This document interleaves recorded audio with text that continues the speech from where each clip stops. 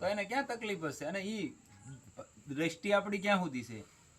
સ્ત્રી પુરુષનો ભેદ છે ત્યાં સુધી ને પછી નો રે. તમે બધી બાજુ સિયારામ સબ જગ જાની કરહુ પ્રણામ જોરી જુગ પાની, તો ક્યાં સવાર જ છો? માતાઓ બહેનો બેઠા એમાં સીતાજીના દર્શન કરો, જે મિત્રો પુરુષો બેઠા એમાં રામજીના દર્શન કરો. ક્યાં તમારી દૃષ્ટિમાં ભેદ જ છે? અને આ તો એક કર્મના બંધનથી આપણે સ્ત્રી પુરુષના ભેદથી આવ્યા ને. તત્વ એક જ છે. તત્વ તો એક જ છે બેયમાં. ઘણી વાર આપણે બનેલા છીએ. હા, એવું કઈ નહીં. તમે જેવાની હારે જેવાન રાખો ને એવો માણસ થઈ જાય. આ વાત યાદ રાખી લેજો. તમારે મોક્ષ કરવો ન પડે, મુક્તિ કરવી ન પડે. કોઈ મુક્ત મહાપુરુષને હારે તમારો સંગ થઈ ગયો એટલે તમે નીકળી ગયા એમ સમજી લેવાનું. ઓલે તો મહેનત એની આખી જિંદગી ખપાવી દીધેલી હોય ને. તમે અહીંયા 40-50 જણા બેહો, જે કોઈ એક કોઈ પણ એક જ્યાં પૂર્વે કોઈ ભજન કરી ગયો છે એને કંઈક સાધન કર્યું છે એટલે 40-50 મહેનત ન કરવી પડે એટલી બધી. કેમ કે એક વ્યક્તિ કરેલું છે, એ જાગી ગયેલો છે, તો આ 50 જણા તો ઓટોમેટિક તરી જવાના છે ને. જેને રસ્તાની ખબર જ છે, તમે એલી કેડે નીકળે તમારે જુનાગઢ જવું છે, જેને તમે રસ્તો જોયો જ નથી તો તમને તકલીફ થાય ને. પણ હવે જુનાગઢ મેં જોયેલું છે તો તમારે પછી મારી વાહે હાલ્યું આવવાનું છે, તમારે બીવાનું ક્યાં છે? એમાં રસ્તો ચોખ્ખો છે ને. હાવ એટલે ખાલી તમારે માનવાનું જ છે. કહેવાનો મારો ભાવ ઈ છે, ખાલી માનવાનું છે. રામકૃષ્ણ શિવ હરિ જે નામ ગમે એ, હું એમ નથી કહેતો કાંઈ લો એમ, પણ મતલબ પકડી લ્યો તો કલ્યાણ નિશ્ચિત થઈ જાય. પૂછવા નહીં જવું પડે, મુક્તિ સહજ થઈ જાય, કરવી ન પડે. મુક્ત મહાપુરુષોને હારે કોઈ પણ બેસી જાય, મુક્તિ કરવી ન પડે, થઈ જાય સહજતાથી.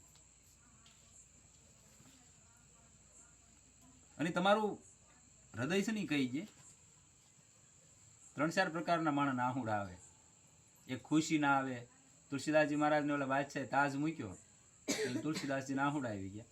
એટલે તુલસીદાસજીને બેને હારે માણસો હતા ને સાધુ, એને પૂછ્યું કે ભાઈ તમને આ બાદશાહે શરણોમાં તાજ મૂકીને પ્રણામ કર્યા એટલે એ કે રોવું આવ્યું? કે ના ના. કે તો એ કે જેથી હું બજારે નીકળતો ને, જ્યારે મારી માં જન્મતાની વાત એની માં મરી ગઈ હતી તુલસીદાસજી મહારાજની, એટલે કે બજારે નીકળતો ને તો મને અભાગી માણસ કહેતા, રોટલોય ન આપતા કોઈ.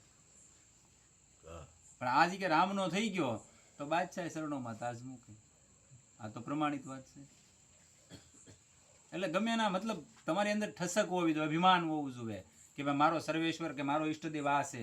મારું કદાચ દુનિયા ગમે એવું ઊંધું પાડે ને તો એ સીતું પાડવા વાળો બેઠો હોય એને પડે તે ભલા માણા. આ ભરોસો તમને થઈ જવો જોઈએ. ફાવે એટલી મહેનત કરી લેવાની.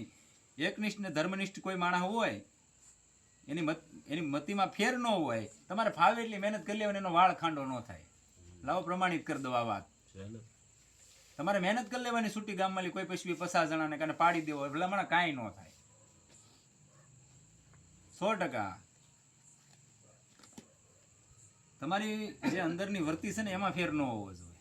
દેખાવ નહીં કાંઈક અને કેવું કંઈક ઈ નહીં હોવું જોઈએ. આ વસ્તુ ન હોવી જોઈએ. ઘડીકમાં રંગ સડે ને ઘડીકમાં ઉતરે એનું આમાં કામ નથી. અહીંયા તો માથું કપાવવાની તૈયારી હોવી જોઈએ. કદાચ એવો સમય આવી ગયો ને તેથી માથું મૂકવાની તૈયારી હોવી જોઈએ. ઈ જ માલ ખાય. આપણી કહેણી છે ને કે માથું મૂકે એ માલ ખાય. એમ જેને તૈયારી છે નીકળી ગયો પછી તમે કદાચ ગમે એમ કરો તો હું એને ફેર પડવાનો. તમે એમ કહો મારું નામ, હું ઘણા મને પ્રશ્નો કરે કે ભાઈ અમારે નામ તો લેવું છે પણ કંઈક એવો શોરબકોર થતો હોય, અવાજ આવતો હોય તો અમારાથી નામ ન લે. હું એમ કહું ફરતા ડીજે મૂકી દેવાના. ડીજે ફરતા 4-5 એક નહીં, અને વૈશમાં બેહાર દેવાનું. 1 સેકન્ડ વાય નામ બંધ થઈ જાય તો તમારે મને કહેવાનું કેમ થાય બંધ? બંધ કેમ થઈ જાય? વર્તીનો ખેલ. તમે નામને એટલું અંદર ઉતારી જ લીધેલું છે. આંખ બંધ કરો ને તુહી રામ અંદરથી શરૂ થઈ જાય. એમાં ક્યાં લેવાનો સવાલ હશે? ભલામણા શ્વાસ પર શ્વાસ ને હારે હાલતું હોય. ઈ તો નથી ખબર તો શરૂ જ છે. શરૂ જ છે ને, પણ ત્યાં દ્રષ્ટિ નથી આપણી. બાકી દુનિયા ઊંધી થાય ને તો કઈ ફેર ન પડે. મેં ઘણી વાર કીધેલું ને કે ગમે એવા તાંત્રિક ફાંત્રિક હોય ને તો કહેજો, એક વાળ ખાંડો કરી જાય. અહીંયા ક્યાંક કોઈ છે એવા. એની દાદ કવિ થઈ ગયા આપણે ગુજરાતમાં, એક સૌરાષ્ટ્રમાં દાદ કવિ હાલ જીવે છે. એ કહેતા કે તેરી કૃપા બીના ના हिले એક ही અણુ લેતે હે શ્વાસ તેરી દયા છે તણુ. મેં એટલે કીધું વાળખાંડો કરવાનું કે એની ઈચ્છા હોય ને તો આજ આ પાંદડું હલ્લે સાહેબ, બાકી કોઈની તાકાત નથી પાંદડું હલ્લે. અમુક મારી વાતમાં તમને એમ થતું છે કે આવું બોલી ગયો, પણ આ પ્રમાણિત વાત છે એટલે મેં કરી. એ મહાપુરુષે હજી જીવે છે દાદ કવિ. એને કીધેલું કે તારી કૃપા વગર એક પાંદડું ન હલ્લે. તમારા શ્વાસ ક્યાં લેવાની? તમને ક્યાંક મને તમને ખબર છે? અંદરથી શ્વાસ નીકળ્યો બહાર, અંદર જાહે કોઈ ગેરંટી છે?